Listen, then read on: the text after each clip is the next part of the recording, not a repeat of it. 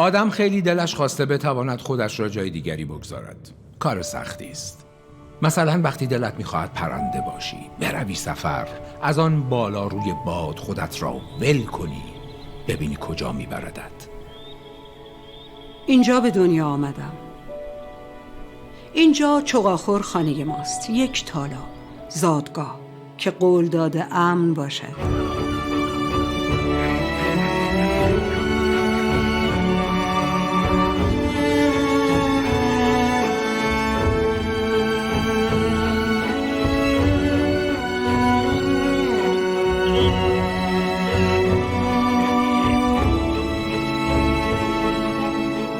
عاشق شدم.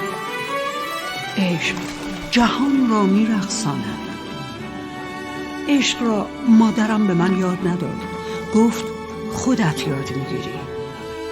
ما زوج شدیم. زوج زیباست، مخالف تنهاست. ما با هم خانه ساختیم. من کشین، پرنده مهاجر، در این جای زمین 4 محال و بختیاری به دنیا آمدم و بچه‌هایم پرواز می‌کنند. هنوز آنها را به شما می‌سپارم.